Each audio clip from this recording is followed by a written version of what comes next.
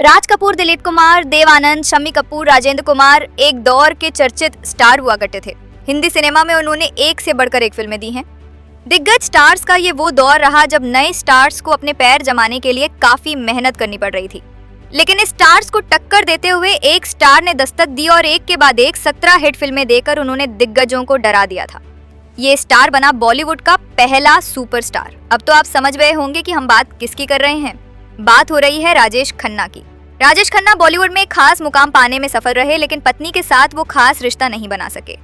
राजेश खन्ना से जो परिचित हैं, उन्हें अक्सर कहते सुना है कि उनकी एक दिक्कत रही कि वो दिल की बात खुलकर नहीं कहते, अपनी पत्नी डिंपल कपाड़िया से भी नहीं।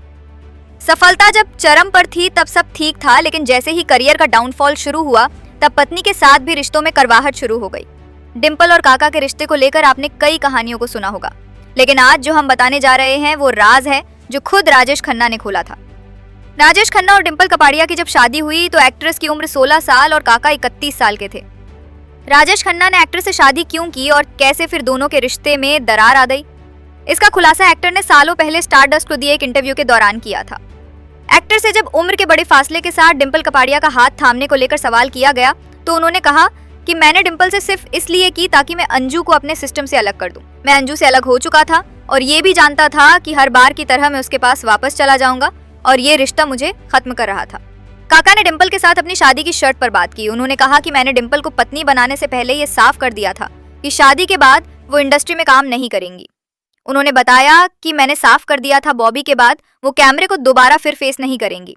काका ने कहा, मुझे डिंपल के शब्द आज भी याद हैं। उन्होंने कहा था कि मैंने राज कपूर के साथ काम कर लिया, सुपरस्टार राजेश खन्ना मेरे पति हैं, मुझे और क्या चाहिए। राजेश खन्ना ने शादी के दिनों को याद करते हुए कहा कि शुरुआती दिन अच्छे थे, हम दोनों इस रिश्ते को लिए कोशिश कर रहे थे क्योंकि दोनों इस बात को समझ रहे थे कि शादी के बाद प्यार को और बढ़ाना है। लेकिन फिर अचानक सब बदल गया।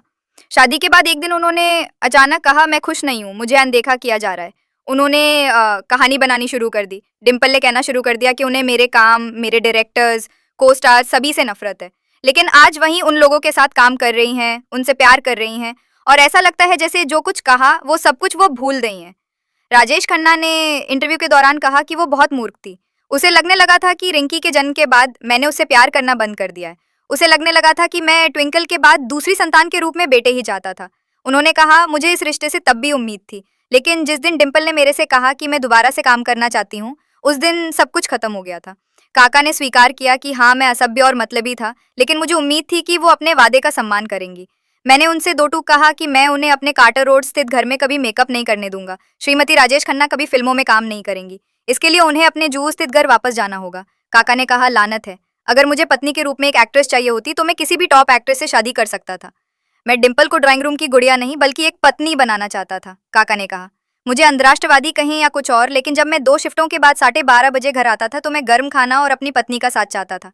मैं कभी भी परेशान नहीं होना चाहता था। उन्होंने सवाल करते हुए कहा कि आखिर वो मासूम लड़की कहाँ चली गई थी जिसने मुझसे इतने वादा किया थे। वो बड़ा परिवार कहाँ था जिसका मैंने सपने देखे थे। मेरे बच्चों की माँ कहाँ थी। इसके बजाय मुझे मैगजीन्स में एक ऐसी अभिनेत्री के बारे में पढ़ना पड़ा जो एक नाखुश पत्नी थी, एक ऐसी पत्नी जो किसी और के साथ रिश्ते में थी। मेरे अंदर का पति कभी इस पर विश्वास नहीं करना चाहता था, लेकिन ये बहुत कठिन है।